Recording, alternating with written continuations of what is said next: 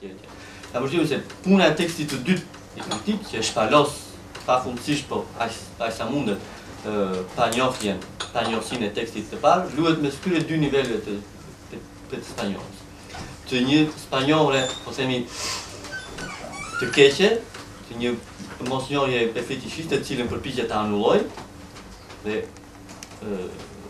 anullimi i mosnjohjes, si pikërisht teksti i dytë i prodhuar, për të arritur tek një mosnjohje autentike, do të thotë, që është më fillestare, që është më primitive, dhe me cilën ai s'mund të ketë raport tjetër veç mos raporti. Kam përshtypjen se, nëse do të më kërkojë të përshkruaja operacionin e kritik tekstual, prozaik, përkthimor, kulturor, etj. Që ka bërë autori, po themi, e Krenerze në dyfishësinë e këtyre dy librave, nga njëra anë përkthimi i saktë duke e krahasuar me origjinali, dhe nga ana tjetër përkthimi i kritik i një teksti të prodhuar, ai dispozitivi i punës intelektuale për tillë do të ishte. Hapi i parë me Sadiun në historinë e përkthimeve dëshitare, hapi i parë i përkthimit të pozuar, të vendosur, të paravendosur, të vullnetarisht si përkthim kritik, jo si përkthim teksti, po si përkthim përmbajtje, nuk është kështjera e saktë, termi i Benjaminit, që si ka Behalf, për një mbajtje, përkthimi i mbajtjes në një mënyrë, as i gjuhës, as i kuptimit, por diçka të ndërmjetme, dhe përshëdja e një hapi i parë për të inauguruar ndoshta një punë të ardhshme, një punë me terren, një raport të ri që është edhe përkthimor edhe pe kritik me tekstet, dhe me një tekst që është modeli i modeleve të këtyre modeleve, që është një tekst i cili dyfishohet brenda vetes, pasi është një kryevepër, është një tekst letrar që flet për një kryevepër të panjor dhe që paraqet veten si një kryevepër panjor, dhe që Krenari në ritrajtimin e vet sigurisht e paraqet si një kryevepër të panjor deri tani, deri në momentin e bërjes së kësaj pune, për ta lënë ndoshta në fund të punës përsëri panjor, po themi panjor ndryshe. Kjo panjohja ndryshe nuk na intereson, si intereson të secilit ndryshe. Ajo që na intereson ndërkohë është që kemi kaluar nga një panjohje te tjetër, dhe kjo kalimi është si në 50 faqe i prozës që prodhohet. Kjo ishte ndërhyrja ime. Tani do flasë. E prej që u shuat libra si një punë? është për bërzëri më mistik. Nikola e Arsirës. Ideja është o Krenar s'na hape punë. Sepse ajo që ta Urgesi është një recens e shkëlqyer, do ta pranoj këtë. Thotë që madje bëra pyetjen a e merr mirë zërin kjo kamera, se unë e di që Urgesi nuk do ta arrit ta shkruaj. E para me përtacinë e zakonshme. Dhe ajo që bëri Urgesi është plus edhe rikonfirmimi i kurthit ku Krenari u fut. Po Krenari u fut në një kurth që në momentin pikërisht pra kur e tha vetë Urgesi, po e thoshte tamam, këtë tani unë do përpiqem të tregoj pak a shumë epistemen e kurthit. Të them e para që Krenari foli shumë mirë. Problemi i Krenarit ishte që foli për këmbën e këmbës spanjollës. Madje Krenari nuk tregoja strukturën deshi ta tregonte intrigën në mënyrën më të paqartë mundshme, sepse ishte duke përkthyer ndërkohë pikërisht kritikisht intrigën. Sepse intriga është shumë e thjeshtë. Nikola Pusan është një piktor i thjeshtë, unë do të them shumë. Është një piktor i ri, shumë me talent, që ka një dashur. E dashura është shumë e bukur. Thuhet që është shumë e bukur. Dhe ekzistonte një piktor i vjetër mosh, që është Ferronfer, i cili po bën një pikturë ku është një nudë e shkëlqyer. Jashtëzakonisht e bukur. Forbiusi është mes, që bën një lloj ndërmjetësi, takojnë këta të dy, bëjnë shkëmbimin pra të dashurave. Kaq është intriga. Intriga është atomike, vërtet, po është monadike. Pse? Është monadike në momentin, do e përmbyll, e bën tamam kurth, kur krenari thot, një sekond, se këtu nuk kemi intrik thjesht, tu është një intrik që është i Mars, Erazini, po figura hermafrodite, figura pashbëshme, që në fund nga figura femër mashkull mund të transferohet në figurën artist vepër arti. Mund të rrinim për shumë një klasicizëm të thjesht, një figurë klasike të bërjes të produktit vepër arti, dhe thoshin mashkulli pikturon gjithmonë femër. Dhe duke thënë këtë, një moment caktuar, mashkulli dhe femra paraqiten natyrën hermafrodite dhe nuk dihet kush pikturon kë. Këtu fillon një lloj intrige thjesht. Atëherë krenari pra, se këtë nuk do e marr fare, sepse e tha. Orgesti vetëm dua të theksoj vetëm natyrën se si kurthi bie në kurth dhe auditori mërzitet. Pse mërzitet auditori? Ashtu siç mërzitet pikërisht në fundit çdo folës i cili i jepet si subjekt në mungesë. Krenari po fliste dhe donte të thoshte subjektin e vet në kurth, duke bërë të pamundshëm subjektin interlokutor, subjektin auditor. Dhe tamam si Frenover, që i thot, se këtu është gjithë episteme, që i thot djalit të ri, shije pikturën time, dhe i thot jo, më shoh një rëmujt vërtet, një kaos, një anarki ngjyre, dhe shoh vetëm një këmbë në fund. Vetëm kjo këmbë është shenja, gjurma e njeriut. Në fundit, këmbë është gjurma e njeriut. Dhe kjo është epistemi, është e thjeshtë. Është një piktor që i thot tjetrit, unë jam subjekti, që po shpalosen këtu dhe tjetri që i thot nuk të shoh. Krenari tani bëri pikërisht një përkthim dhe pastaj bëri këmbën e këtij përkthimi. Këmba e përkthimit, siç e pat, ishte më shumë se sa përkthimi vet, vepra e përkthyer është 30 faqe, këmba është 150 faqe. Po dhe në tablon e Frenoverit, këmba është vetëm e dukshme, është gjurma e njeriu. Jo këtej ka kaluar njeriu, as këtej ka kaluar femra, por në fakt këtej ka kaluar bukuria. Këmba thonë që është e mrekullueshme. Kështu thuhet që këmba është kaq e bukur sa ju mund të supozoni vetë çfarë ndodh. Dhe pasi bëri dhe këmbën e të panjorës, tha tani unë po e promovoj. Dhe në fakt tu çfarë bëri? Këmbën e këmbës panjorës.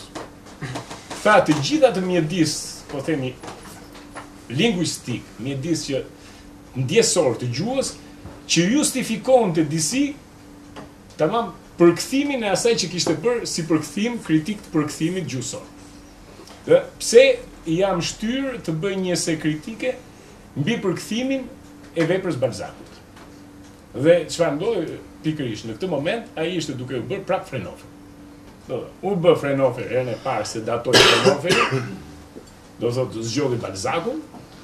U bë Frenover herën e dytë sepse bëri pikërisht të që keni ju këtu këmbat panjorës, që ju të shikoni që është prap e njëjti kurth. Dhe u bë Frenover herën e tretë, sepse tha tani edhe po ju them që është një këmbë e kësaj që quhet emrat, vetëm emrat shikoni, sa emra artistësh dhe emra filozofësh, kritikësh janë cituar, duke përmendur me Baudelaire, me Poussin, me Titian, me emra të tërë dhe duke përfunduar në një raport nga u gjuna që është. Jemi në një artist i cili na jep një plan hegelian, po me personazhe Nietzschean. Vetëm kjo është skizofrenia, ta mendosh brenda filozofisë, është një kurth i papar, domethënë sepse imagjinoni nuk do mbaronte asnjë fazë dialektikës hegeliane. Edhe faza indiane. Jo, prandaj edhe nuk mbaron. Nuk mbaron, pikërisht. Prandaj ti dërgoj edhe rikthehem prapë tek ai. U futen në këtë. Tani më e bukur është që në këtë kurth ra orkestri. Se orkestri në fakt tani bëri në mënyrë shumë të qartë, për diskutoj, prandaj e thash që filmi me qenë absolute, vërtet ai qenë shumë e mirë, por prapë vuri subjektin pritës mungesë. Unë nuk kam frikë tani se mos Kjo prandaj thash, o Grenana. Me djegj isha i parafundit. Jo, më thash. Po u shpresoj të jemi parafundit. Do ishte dhimbshëm, por vërtet jemi këtu është mbritja e një promovimi të tillë, sepse nuk është tamam promovim. Është ta ftosh lexuesin ta lexojë këtë libër, vërtet ta lexojë përkthimin gjuhësor, po e ndajmë tani kështu, edhe përkthimin kritik. Edhe po citoj orkestrin, të panjohurën e keqe, shëmtuar, me të panjohur autentike, t'i lexoj vërtet në një raport kurthi. Dhe do habiteshim se do kishim ndoshta një nga përkufizimet më fantastike të vetvendosjes. Vetvendosje të një rangu estetik. Kushti modernizmit. Vetvendosje në tablo. Një lloj e ka në kapituj shumë dilematik, vetëm për të lexuar se si ka, më falni, përmbajtja e lëndës. Kapitulli i parë, miti personazhi mit. Mes mundit dhe mundësisë, mes mishit dhe mishërimit, mes formës dhe formësimit. E dyta, klasik modern, modern klasik, mes magjisë dhe imagjinares, mes vizives, vizionares, mes gjetjes dhe gjestit. E treta, subjekti objekt, objekti subjekt, mes përfytyrimit dhe fytyrësimit, mes krimit dhe krijimit, mes njerëzores dhe mbi njeriu. E katërta, imazhi tekst, tekst imazh. Tu s'kemi ne. Janë tamam si 4 kategoritë të ndara në 3. Një reke për të ndërtuar një gjeometri. Faqet e gjitha fillojnë me 33, 43, 53, 63, 73.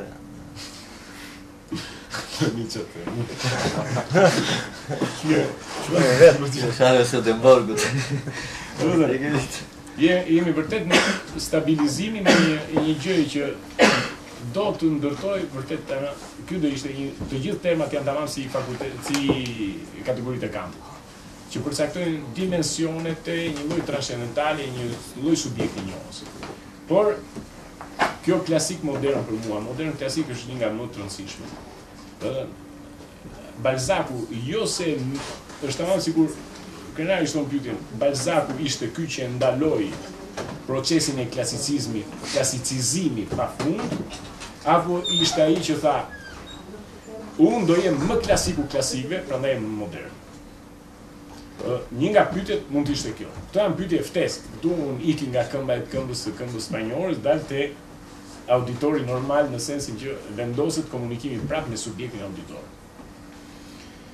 Por këtu te kjo zonë, të paktën libri bëhet premisë lehtësuese në rangun e diskutimit, qoftë universitar, mund të rishije i Balzaku pikërisht i njeriu që këtë e fundit kam shumë qef këtë temën e bashkëkohësisë, në sensin e këtu në një sens tjetër, që vë bashkë dy kohë. Pastaj, kërkesë tjetër e krenarit është edhe të gjej, të shfaqi, këtu është tjetër tendencë, të shfaqi prirjen e tij për një kontradikt që kemi, si do që tjetë, duhet ta themi, unë dhe krenarit tek termi për fytyrim. Krenarit tenton shumë të flasi për përshfaqje. Unë tentoj të flas për përfytyrim. Do të thotë unë flas për një lloj estetike, krenari ka shumë qejf të flasi për një artist në fakt që është jo artist, po vetëm në aktin artist. S'ka gjë tjetër dhe Frenoferi në fakt pra që thotë objekti artist, nuk është artisti që shikon objektin, po është objekti që i përshfaqet artistit.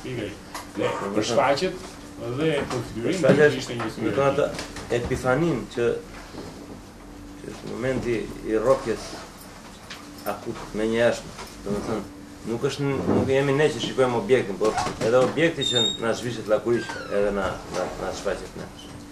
Argumenti për momentin është pikërisht që është fjala më e bukur, nga më të bukur shqipe në lidhje me këtë vizion dhe lexim të tablos. Megjithatë, ajo vepra marrën ndërsjellët midis objektit ashtu si dhe sendit, aq më tepër të veprës së artit pa diskutim. Domethënë që nuk është se mund ta shikojmë vetëm ne tablon. Problemi që ne jemi gati kur ajo të shfaqet.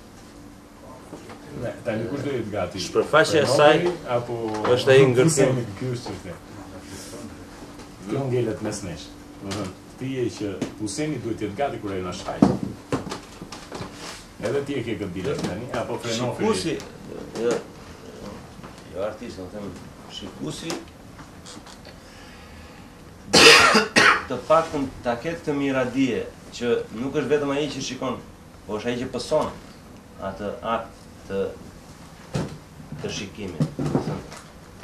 Objekti edhe aq më tepër tabloja, që është një gjallës, ka format e veta të shpërfaqet, domethënë. Ai duhet të më tepër te moderniteti, nuk mund të lexojë një inkursion për të mbritur tek sa më e ngjashmja. Po duhet të lexoj të palexueshme, duhet të mendoj të pamendueshme dhe duhet të shkruaj të pashqushme, sepse moderniteti pikërisht kjo lloj ndërthurje midis fondit edhe sfondit, po ato ngërthejnë edhe luftojnë edhe jepen edhe dashurojnë me njëra tjetrën.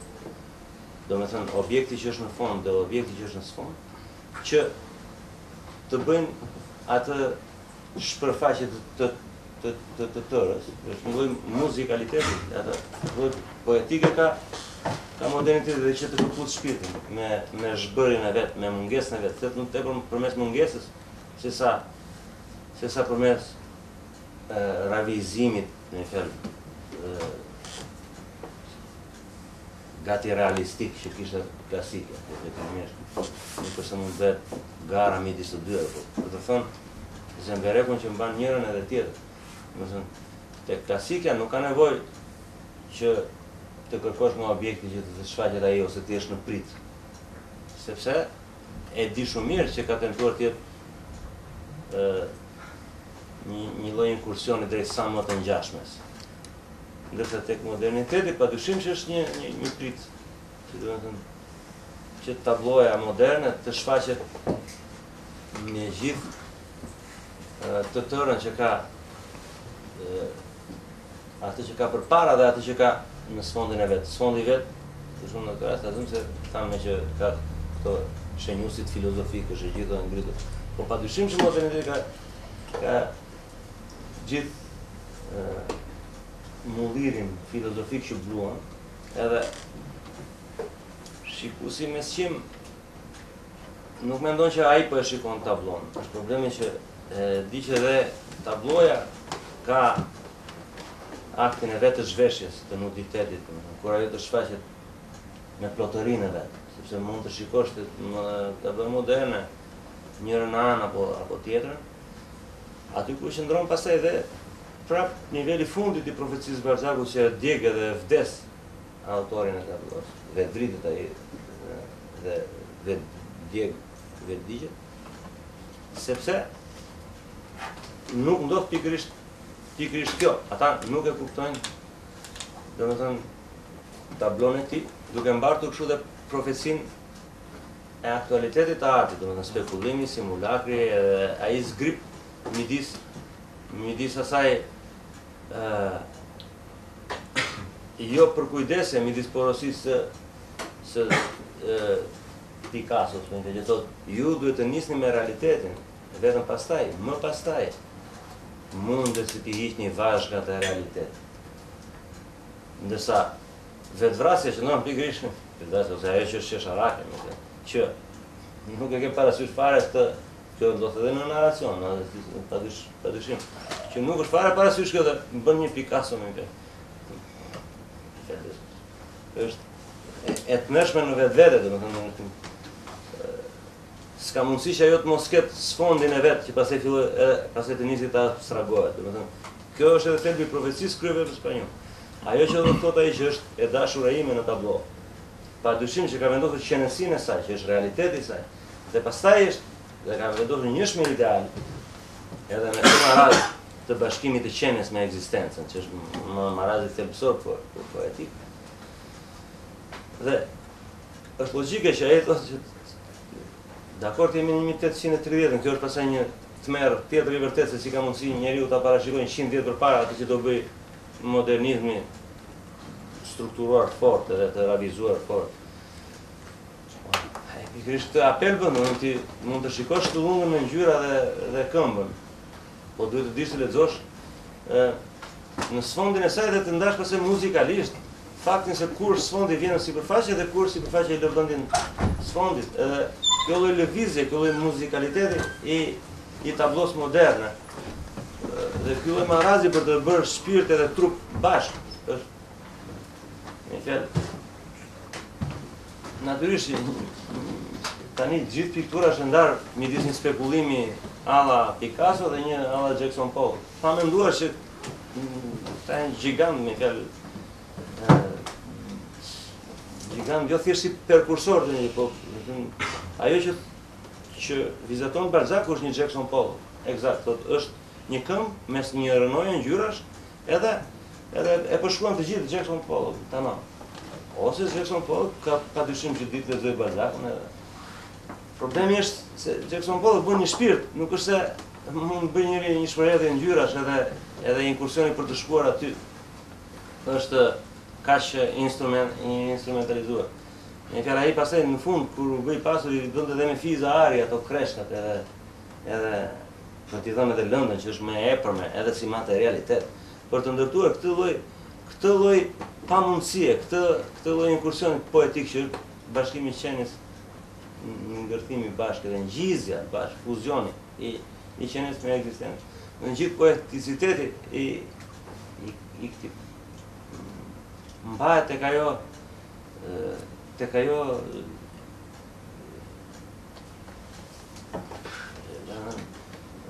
mund ndodhi që në kurthin e Pollockut, në kurthin e Picassos, në kurthin e Joyce'it, në kurthin e Borges, janë miliona shkruese dhe piktorë. E kjo është singurie. Pa ndjerë që këta janë mbi njerë, sepse mënyra se si e jepën, përmbajtja që ka dhe shtysa që ka, është krejtë ndryshme nga një ca ngjyra të vendosur aty. Pastaj fakti që ai është prekursor dhe është i pari që e bën, edhe ajo ka sepse është vendosur në një kontekst historik, të rrugtimit të historisë së artit e tjera me radhë. Po vetë mënyra se si energjizonte dhe se si boshoi ai vetë edhe kur i bënte seancat në publik, me se si me këto shkopat e aztekëve që mendonte që i kishin përdorur aztekët, gjithë lloj misticizmi, gjithë lloj mbarte, gjithë lloj kredo që kishte ai dhe përdorte në vend të fushës ato dhe me tërmend dëshmojnë njerëz që kanë qenë ndonjëherë mbledheshin me qindra vetë dhe ai i thonte me gojë ndal asaj rrjedhës si rrjedha rëshirës si merrte ngjyra dhe ajo ndalon. Është gjithë një si mistika e Balzacut, si është ai mistik te lëkura e shagrenit dhe shumë nga këto vepra që kanë në qendër artin, artistin apo filozofin. Përbind si Picasso, përveç se fajësisë që është një kriminal që ka marrë në qaf me mira piktor. Po në mënyrë patjetër se mund të jetë përgjegjës për këtë, po jam e mira sot e kësaj dite që vazhdojnë në këtë bën, ai e thot, mbi të gjitha e thot duke thënë që Fraunhoferi është një gjeni, thotë që ju ende nuk e keni ndjerë. Një fjalë, kur ai bën kopertinën e 100 vjetorit të kësaj vepre të Balzacut, ai thotë, kjo është madhështia e Fraunhoferit, se arrin një moment në jetë kur nuk mendohet gjë tjetër përveç vetes dhe vetvetes. Edhe për hir të kësaj, thotë, duke tentuar të kapësh gjithë shumësinë e kësaj bote, thotë, përhumbesh në terë. Kaq. Ka thënë, si thua, është shpallja e pafajësisë së tij ndaj atyre që kanë rënë kurthi i tij. Edhe kjo është eksplicite, thënë kështu fjalë për fjalë. Është gjithandaj po vetëm kalon kështu e tha ai diku në një Austin bar. Po ai nuk thot asgjë që nuk ka lidhje me këtë maraz poetik, poeticitetit të ngërthimit të qenies me ekzistencën. Instrumentin e leximit të tablot, ai s'ka mundësi ta japi se të nuk di ta shpjegoj. Dhe kjo është fakti që kryevepra e panjohur është kryevepra e panjohur, sepse kritikët letrare janë detyrimisht domenë të Xhagorioi, nuk mund të kuptojnë gjithë thellësisht edhe tablon, dhe ndërkohë piktorët, dhe Cezanne që thoshte unë jam ideja fikse e pikturës, jam Fraunhofer. 40 vjet nuk është kuptuar kush ishte emri Fraunhofer, edhe pse çfarë thotë. Çfarë thotë edhe në tablo nuk diej. Domethënë gjithë kritika thonë që ky ka defekt në sy. Babai i modernizmit kishte 30 vjet të tëra defekt në sy. Sepse kështu thuaj në Louvre kur ekspozuan për herë të parë, s'ka mundësi. Kjo s'është normal.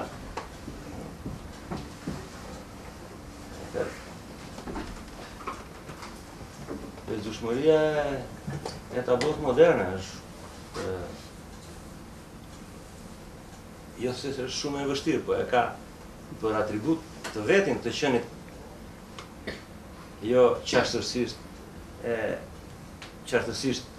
shqushme, po qashtërsisht kërkoj një lloj qashtërsie në ndjesim mbi kuadrin modern, se sa një lloj qartësie, siç është klasike. Është një sfond, siç e dinë, filozofik mbrapa që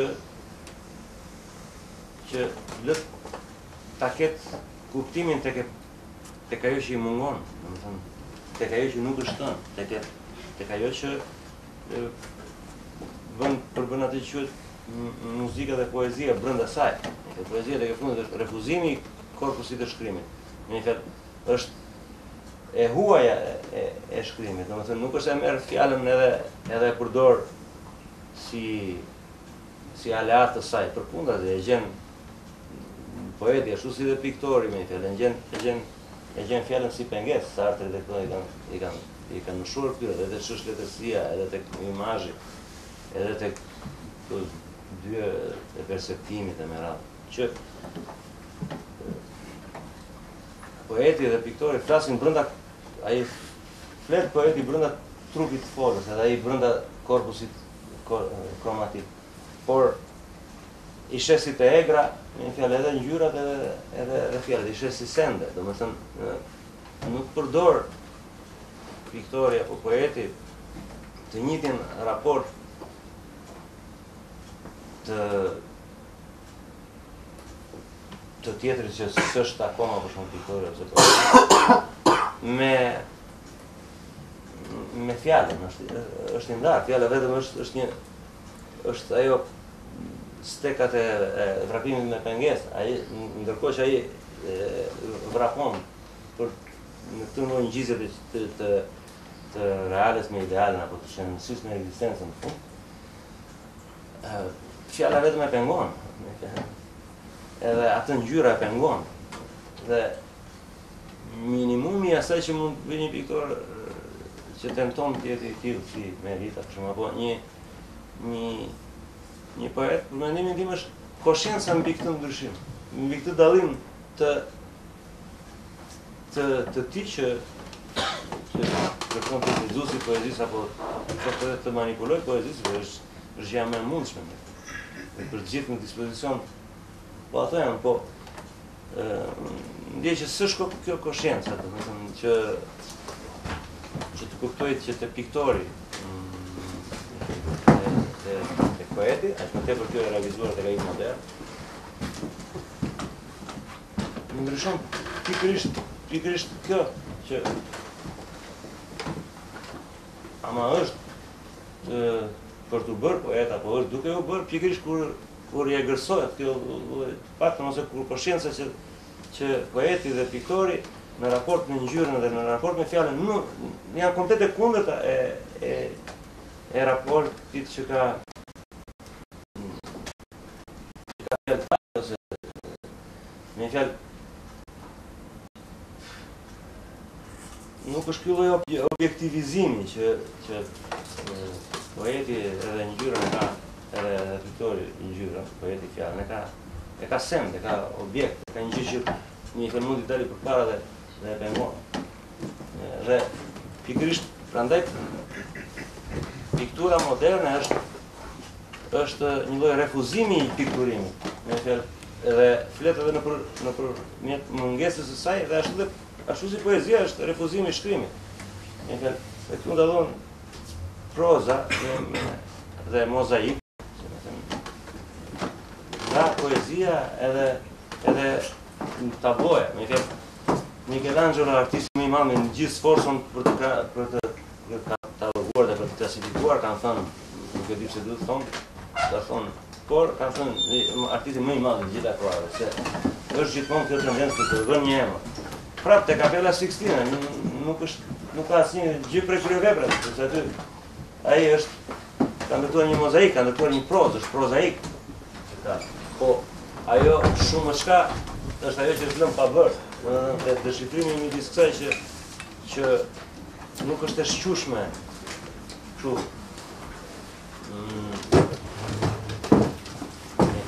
deklaruar, po e shushme kategorizohet. Ka një lloj lezushmërie tjetër, po prap, herë më akute ajo tabloja moderne, që dallohet ose në një çast të vetëm, ose me një kohë shumë të gjatë. Domethënë, është jashtë atyre normave që ka klasike, që do një kohë të saktuar, si shijimi i, ta themi, verës. Ndërsa kjo ose kapet në një çast, sepse të zbulohet dakuriq epifanikisht tabloja, ose do një lezushmëri në një kohë më të sërgjatë. Pasoja që po janë të rëndësishme vetëm të stabilizojnë, nuk di janë pasoja të paradigma, nuk janë paradigma, do ti preferon shumë aktin artistik të performancën absolute të artistit, pasi kjo është një vepër momentale që është e kryer në moment dhe zgjat përsa do shkojmë çik tek një performancë absolute. Këtë viti ti ke shumë një rrje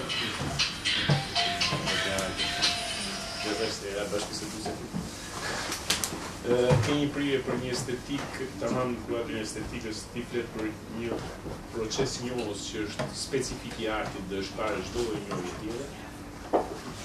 Dhe ke edhe një tendencë të bësh në tutje që artet janë në fundit procese njohëse plotësisht specifike të çdo shqisa.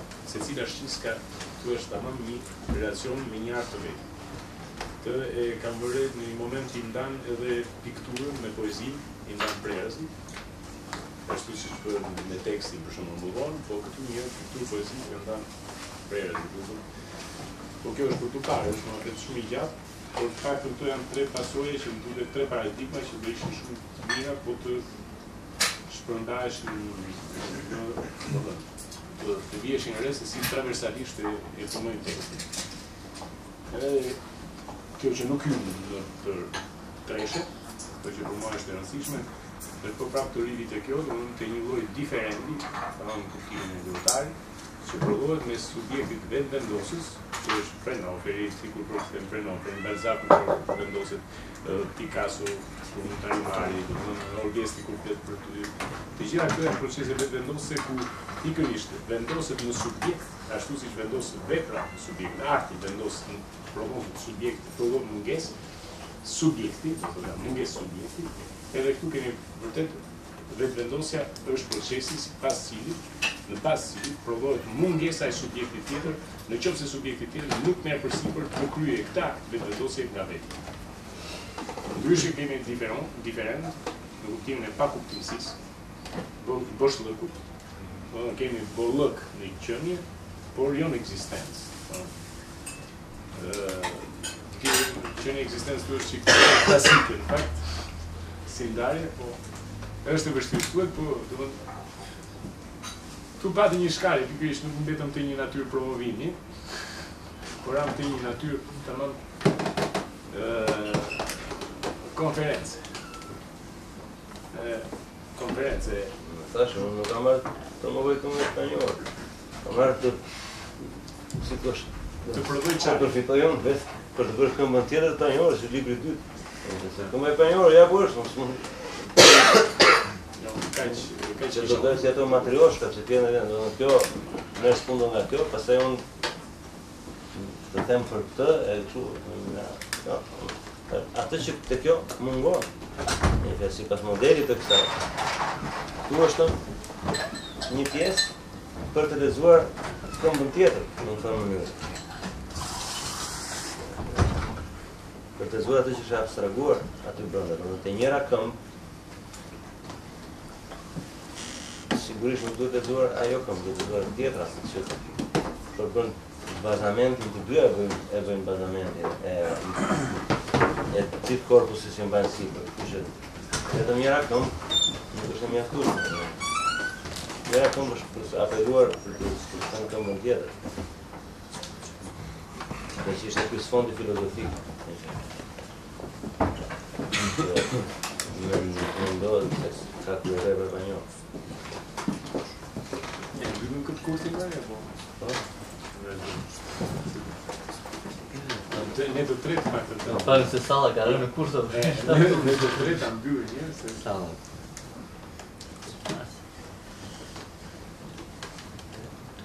po ndjen mirë që recenza tu bëhet. Se tani është regjistruar, kështu që Performua. performua, kështu që duhet vetëm ta rishikosh e ta Allora klimpaj. duket në fakt performanca është për artistin e vetë. Po pra kërë vepra krepanjore e që kulmi i dembelizmit është kulmi i aktivizmit. Identiteti mes potencialit absolut e impotencës në këtë rast nuk e them, vërtet, ky është një nga përdorimet më të mira të termit sofizëm.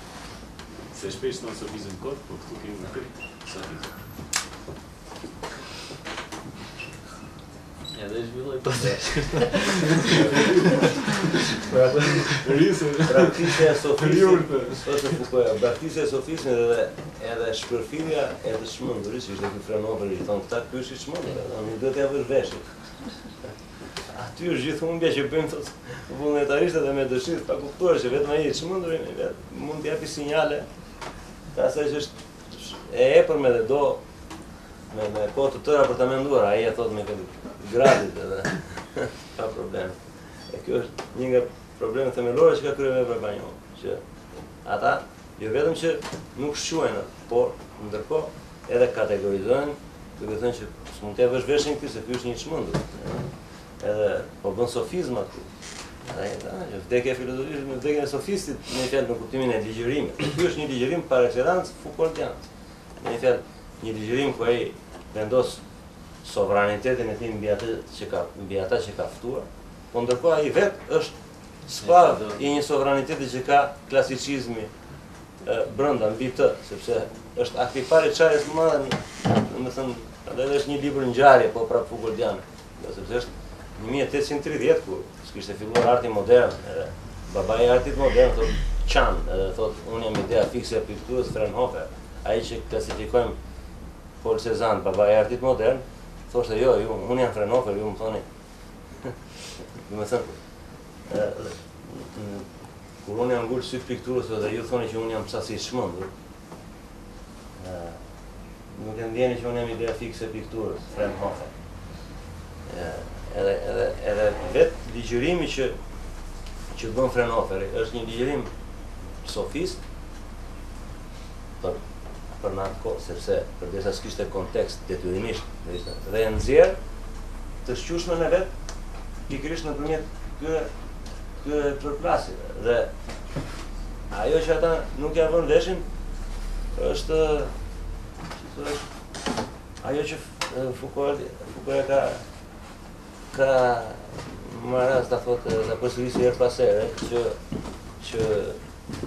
që filozofia nuk do t'ja mbri shumë pa i vënë veshin sofizmit, ose me vdekjen e sofistit, filozofia me vjen mbet shumë edhe me shpërfilljen e të çmendurit si epifani, si pikasje që ai mund të bëj në mënyrë epifanike dhe jo në mënyrë racionale. Tek ai lloj irracionalitetit është si thosh e epërmja që mund të dalë befasisht, sepse po flasim për artin kemi parasysh edhe këtë lloj raport midis irracionale dhe racionale që është midis atyre të përkasjes së përkundërtave që ne thamë dhe që Nietzsche thotë janë themeli i modernitetit, që i rreshton pohimi, ideale, reale, intelekt apo epifanike,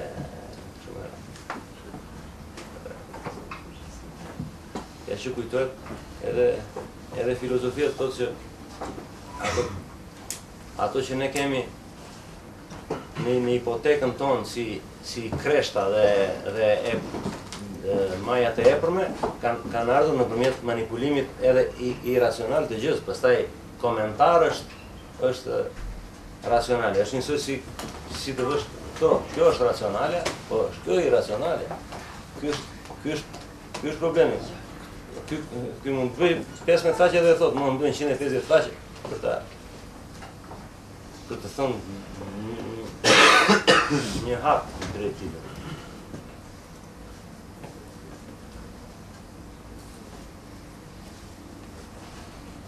Po tjetë një pyetje në gjë, në dëshirë për ndryshe, letëm gjatë bashkë, nuk e di, në knaqe. A vështimi që gjithë kanë frikën nga këtë kurse që do vazhdojnë.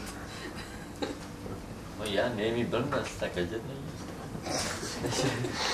Ka që frikë për kundra ti mund të joshës. Ja, ta mendojnë të kujdesën për të.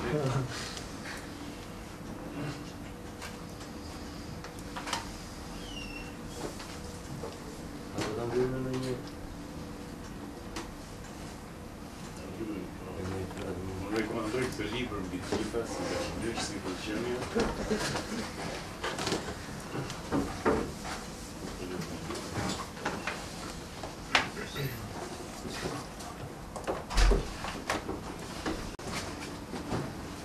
Dhe krenar ke dhe një problem tjetër, tani për njerë është pak me pjesën tënde dhe baba që është një se vajza të interesojë ti, ku jemi?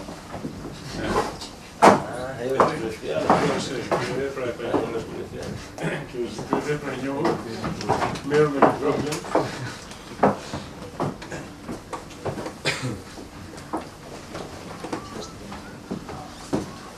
Dhe janë të sigur aty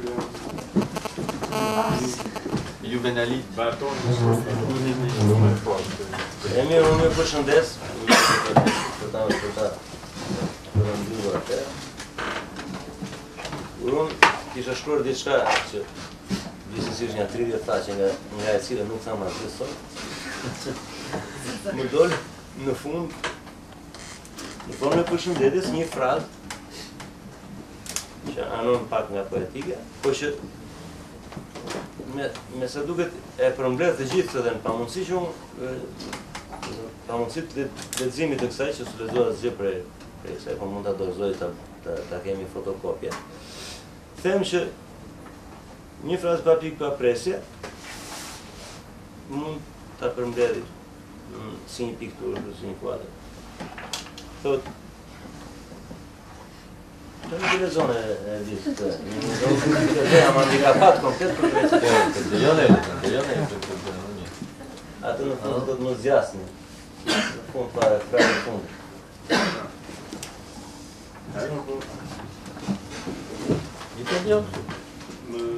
Më zgjasë një vesh muzike dhe unë do t'i bëj një palë.